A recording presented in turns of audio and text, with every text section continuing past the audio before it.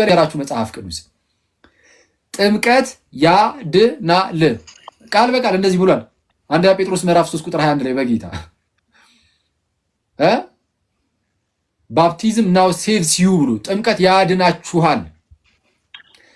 እንዴ ቃል በቃል እንዲህ ከነገረህ እንደው በቅዱስ እንዴት አድርጎ ያስገባብሃል እንዴ ጌታን በስመ እንዴት ነው ማለት እንዴት እንዲነገር ነው የምንጠብቀው? እስቲ አዎ ጥምቀትማ ለድህነት ነው የምትሉት እስቲ እንዴት ብሎ ቢነግራችሁ ነው? ያው ጥምቀት ያድናል ብሏችኋል። ለኃጢአት ስርየት ነው ብሏል። ማነው ሐዋርያት ሥራ ምዕራፍ 2 ቁጥር 38 ላይ ኃጢአታችሁ ይሰረይ ዘንድ ተጠመቁ ሲባል አይተናል። ከኃጢአት ለመታጠብ እሱንም ብሏል። ሐዋርያት ሥራ ምዕራፍ 22 ቁጥር 16 ላይ ተነስ ስሙን እየጠራ ተጠመቅ ከኃጢአትም ታጠብ። ተነስ ስሙን እየጠራ ተጠመቅ ከኃጢአትም ታጠብ ብሎ ተናግሯል። ከኃጢአት ለመታጠብ ነው ብሏል። ዳግም ለመወለድ ነው ጌታ ኢየሱስ ዮሐንስ ወንጌል ምዕራፍ 3 ቁጥር 5 ላይ በግልጽ አስቀምጦታል። ሁሉም አባቶች በጥምቀት ነው ይፈቱት። እንግዲህ ሌላ አድርጌ ልፍታው አጥልም ብቻ ያመነ የተጠመቀ ይድናል ብሎ ለድህነት እምነትና ጥምቀትን አስቀምጧል ኢየሱስ። ሌሎችም ቦታዎች ላይ እስቲ በምን መልኩ ቢነግራችሁ ነው አሜን ብላችሁ የምትቀበሉት የእግዚአብሔርን ቃል መጽሐፍ ቅዱስን የምትቀበሉት? እስቲ እንዴት አድርጎ ጥምቀት ለድህነት መሆኑን እንዴት አድርጎ በየትኛው ቃል ይገልጽላችሁ? እስቲ ጥምቀት ያድናል ካለ አሁን የዘረዘርኳቸውን ሁሉ ነገር ካለ ማለት ነው። እስቲ እሺ ለማንኛውም አሁን ይሄ ወንድም ጥምቀት ለኃጢአት ይቅርታ ይሆናል ለድህነት ይሆናል ተብሎ ሲጠየቅ አይደለም ጥምቀት አይደለም መጽሐፍ ቅዱስ የሚነግረን በቃ እምነት ነው እንጂ ጥምቀት አይደለም ማለት። እኔ ደግሞ ሲጠይቁ ያለበትን እስቲ ዮሐዲ አንተ ጋር ነው ያለው ወይስ ዮኒ ጋር ነው? እኔ ጋር ነው። ግን አሁን እቺ የሚናገራት ነች ዋናው በግልጽ ይናገራል። እቺን ይበልና እቺን በደንብ ስሙና ቀጥታ ይሄን እንደሰሙ ቀጥታ የዮሐድን ሲሰሙ በቃ የሌላ ሰው ነው ብለው እንዳይወርዱ እንጂ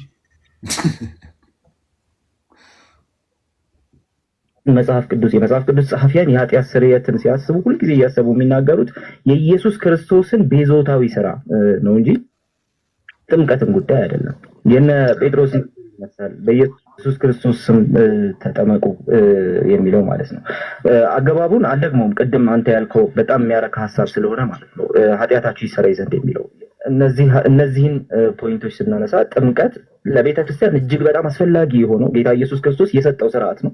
ነገር ግን ወደዚህ ቤተ ክርስቲያን አካልነት የገባ በእምነት ወደዚህ አካልነት የገባ ሰው የሚመሰክርበት ከቤተ ክርስቲያን ጋር የሚተባበርበት ከክርስቶስ ጋር የሚተባበርበት ስርዓት እንጂ ለድነት የሚያደርገው ነገር እንደሆነ አይናገርም ማለት ነው። ሌሎችንም በደንብ በጣም ይበቃል። እስከዚያ ዮኒ የእንትኑን ትፈልጋለህ ከናቲ ጋር ድህነትና ጥምቀት አይለያዩም ያሉበት። አሁን እኔ ግን ኃጢአት ስርየትና ዳግም ልጅነትን እሱን አዘጋጅ ስሙ። አሁን እሺ ስፔሲፊክ አድርጌ አመዝዤ ልጠይቅ ማለት ነው። ለምሳሌ እኮ እሱ ይሻላል ልክፈት እንደ ቪዲዮ ላብራ ቢሆን ደስ ይላል። ያው ሰው ሌላ ነው እንዳይሉ ምክንያት እናሳጣ። እሺ ቆይ የዩቲዩብ ስለሆነ ፉል አድርገው እንደዚህ። እሺ ስሙ። አሁን ኃጢአት በሚሰረይባት በአንዲት ጥምቀት እናምናለን ይላል። ይህ ሃይማኖት ፋለብል ነው ኢንፋለብል? አልተሳሳተም። ፋለብል ነው ኢንፋለብል?